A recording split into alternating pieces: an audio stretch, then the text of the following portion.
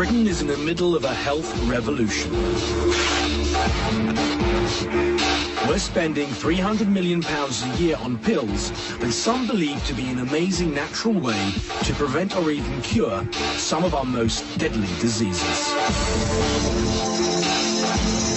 And every day, millions of people take vitamin supplements convinced of their power to keep them healthy.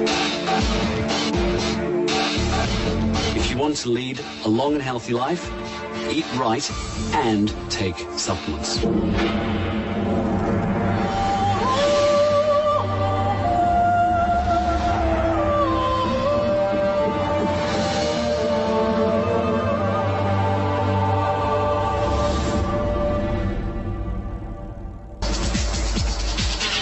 Dina West teaches foreign language students in London.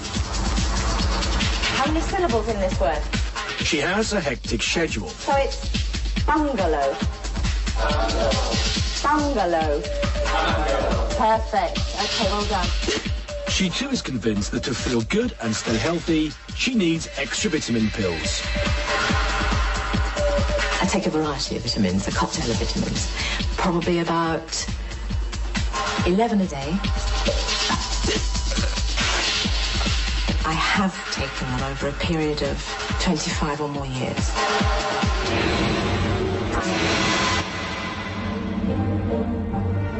Vitamins are nothing more than chemicals that occur naturally in food. Our bodies cannot produce them themselves, and nearly a century ago, scientists discovered just how vital they were for our health. Vitamins are essential for a healthy body. We can't exist without them. They found that a whole host of diseases weren't caused by infections from viruses or bacteria, but simply by the lack of these vitamins. It's very rewarding when a person comes in with a medical condition or clinical condition, and we can identify that as a vitamin deficiency, treat them with vitamins and see them get better. Just by making sure people ate the right vitamins, a whole string of what became known as deficiency diseases could be eradicated. Vitamin A, found in dairy products, liver and fish, prevents blindness and growth deformities. Vitamin C, from oranges and other citrus fruit, has all but ended scurvy. And vitamin D, found in fish, means children need no longer grow up with rickets.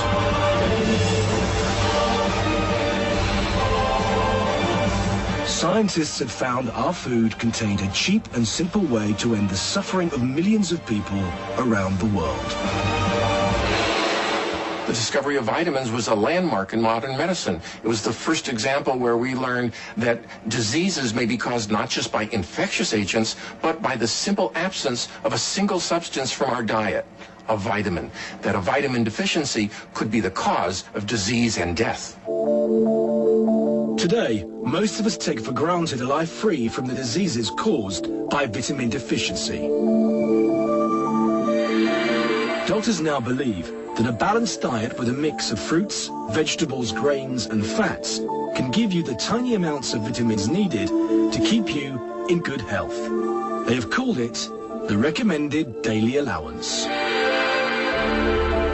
Only in special cases such as pregnancy do doctors normally recommend taking higher doses of vitamins.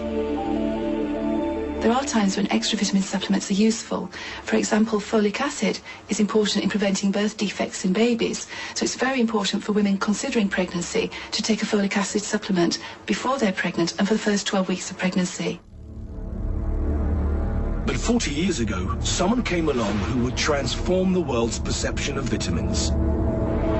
Someone so powerful that he would take them out of the hospital and the doctor's practice and into millions of homes and high streets.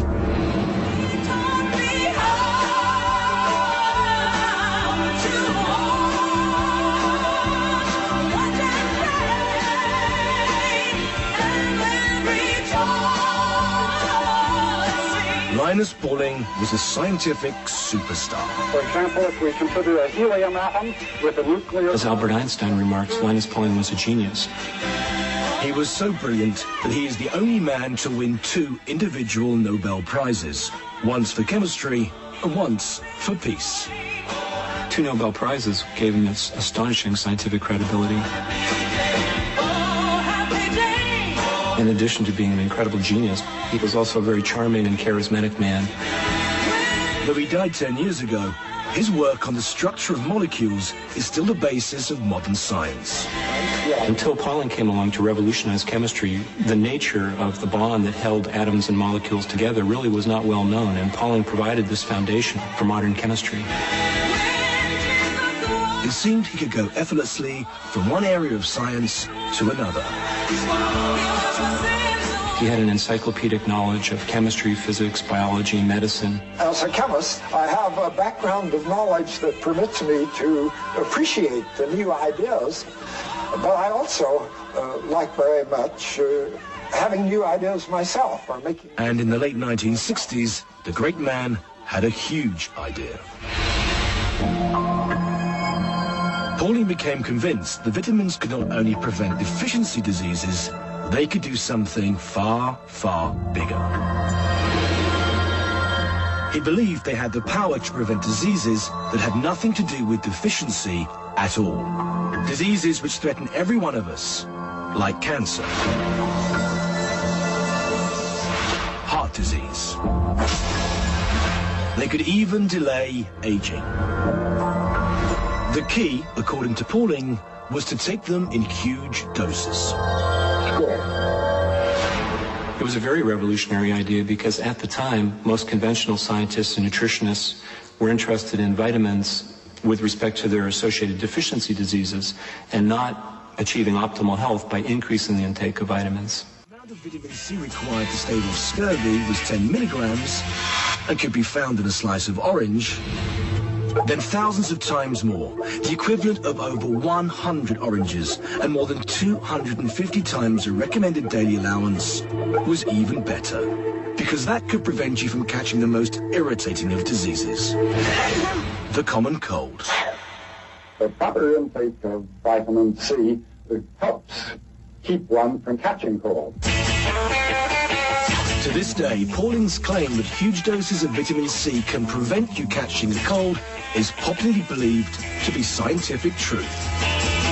It helps ward off colds. Helps you to prevent colds.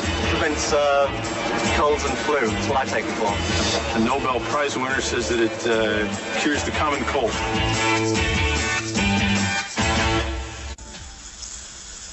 Vitamin C does have an effect on the common cold, once you've already caught it. I think there is a role for vitamin C in shortening the duration of the symptoms of the common cold by about 20% and ameliorating the symptoms so you're not as sick as without taking vitamin C supplements. And I think he was right with that. Proper intake of vitamin C helps keep one from catching cold.